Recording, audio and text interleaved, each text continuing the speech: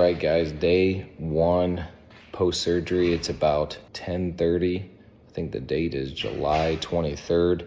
So first day, I'm in this big old freaking thing. I don't want to move too much because I'm still a little numb. Freaking huge. It's like I got a big old rock on my foot. But a little bit about the experience. Went in about 11 o'clock, started getting prepped. It was some scary stuff whenever you first walk in. They talk like, do you have a living will? Do you have this, what do you want to do if you're going to be medical stuff? I'm like, dang, that's a bad place to put this. To be honest, I was already a little bit nervous just about going under with anesthesia. Never been really nervous about procedures or anything like that, but just with everything that happened with our dog Cheeto, it's a little scarier for me. If you don't know, quick story on him is just we brought him in for a teeth cleaning after anesthesia, and he never got better, so just made it a little more nervous. But anyway, went in 11:30, and was prepping me, telling me about how it's going to go, all that stuff. Then get back to the place. They use a little thing in here, so I got a little dot. I don't think you can really see it right there, but put the IVs in, started getting me with some fluids. Then from there, they started talking about the anesthesia and all that stuff. I remember said goodbye to Nicole. They started putting the medicine and stuff. They're like, oh, this is going to be the good stuff. I remember asking them a couple questions. From there, don't remember a thing. Everything was gone from that point on. So woke up, started drinking. I drank coffee. I think I woke up around 4 o'clock. I think the surgery actually started around 1. I woke up around 4. I think the surgery was right around an hour and a half. I said that made the incision a little bit bigger so they could basically do like sew it together, the tendon from one side to the other, and then they kind of it around.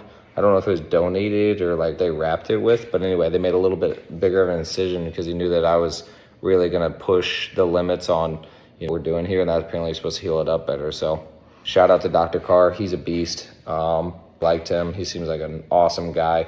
Just not very many doctors that are open to things that are outside the medical field. So really appreciate him just being transparent about what he's seen, what to look into, all that stuff. So that was awesome. So after woke up, man, that was crazy. Just not being able to move your toes. I was just like, you move your foot. I couldn't move it one little bit. Wild. It was wild. Never felt like that in my life. So that was weird. And then, remember I started feeling some pressure up in my upper stomach, and like they can't remember what it was, like an ultrasound kind of thing. And they're like, oh yeah, you have like 15 milliliters. I don't know what it was, or almost a liter. Yeah, so basically it was like a liter of water. I think it was like 1.5 liters of water in my bladder. So I was like, they're like, okay, what do you want to do? You want to do a catheter, or you want to try to do it yourself? And like I couldn't feel anything, so I'm like, let me just try to do it myself though, because it's pretty awkward, So tried to do it myself, and I couldn't tell if I was peeing or not, and I could not feel a thing. And then I started pushing, and something smelled really weird. And I'm like, I think I just pooped myself, like for real. And I like looked down, and then I pull it, and then I'm like, I don't think anything's coming out. Then it started flying all over the place. I peed all over myself. It freaking sucked. So anyway, had to get a catheter. The good news is I didn't feel the catheter either. I didn't feel a thing, but it relieved a ton of water. So that was crazy. Something that I forgot to mention was also on the anesthesia, they put some, like basically like what they do for women who are having a baby, like the spinal anesthesia, like they put it there to where I was basically numb all the way down. So it was pretty intense stuff. So yeah, that's basically where we're at. I later found out, which is crazy because I went to the restroom when we got here at the house. My pee just smells like horrible, just smells horrible from the anesthesia, and so it made me think that I pooped myself. Luckily I did not.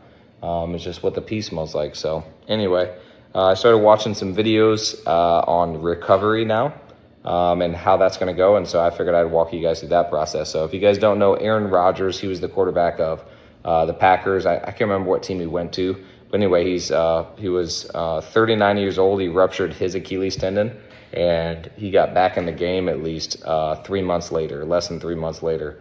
So I figured let's see what he did and start following that, because that sounds pretty good. Now, it does have to do with what surgery you do too and how you did the surgery. I don't exactly know what surgery my doctor did, honestly. I don't think it's the same thing that Aaron Rodgers is, but I'm still going to go with his protocol and how he did things and listen to my physical therapist and really push the limits and do what he did. But I know he didn't say anything about peptides. I am going to be taking some peptides. I think he did stem cells. I think he did PRP, which is basically where they pull your blood out, spin it really fast, put it back into you. And then I know he's drinking bone broth, so got that. And he was on a very strict diet, very strict plan. So I figured I'll just share with you guys what I'm doing. We'll see how it goes. We'll see how it works, because I have a feeling I'm going to recover very fast. But the first thing that he did that I thought was really cool, and the first thing that he mentions that I feel like is so important, is he had prayers. He had prayers from people around him, people just supporting him. And so that's first and foremost. If you guys could pray for healing, ask God to just heal my tendon as fast as possible so I can get back, that would be amazing. God is a God of miracles, of healing. And so we're just praying for that. I'm praying for that, and I'm hoping that you guys will join me in prayer, because I really do believe that that will help me recover faster. So if you guys could do that, first and foremost, that would be amazing. And from there, I'm just going to, continue to take care of my body, eat well, do everything else that it says. So the two things that I'm going to be doing right now, because I have them, there's actually some other ones. I don't know if I have the paperwork right here. Let's see. He gave me some paperwork. Nah, he doesn't have the one that I was looking for. He gave me a paper that actually gave me some other peptides that he recommended, which is cool. But anyway, I got PPC 157. I'm sure a lot of you guys know that one. And then TB 500. They usually call this the Wolverine stack. He gave me another one that was a different stack, but I already had this because of my knee. It's funny how many injuries you get from playing Frisbee. I think it's maybe when you get over 30.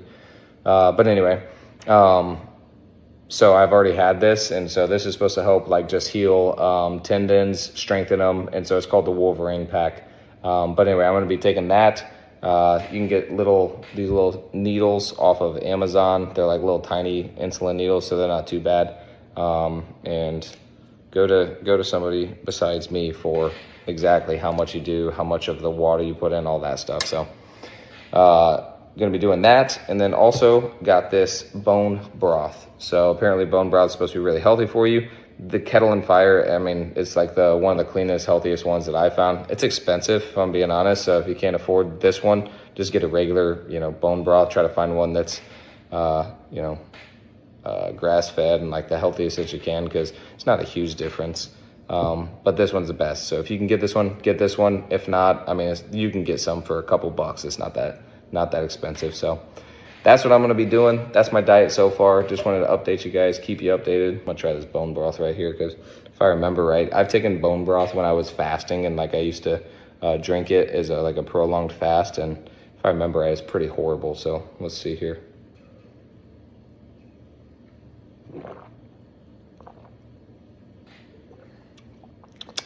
Not as bad as I remember, honestly. That's not too bad. It's actually pretty decent. Maybe it was chicken broth that wasn't as good. But anyway, I'll keep you guys posted on how things are going, healing, and just please keep praying. Super excited to just show what's possible through God, and make sure He gets all the glory, because at the end of the day, it's like, what do we have that He's not given us? And grateful for healing, grateful for this body, and that, I'm not paralyzed. I mean, I was thinking about that too. Just like if I was staying this way, that'd be difficult.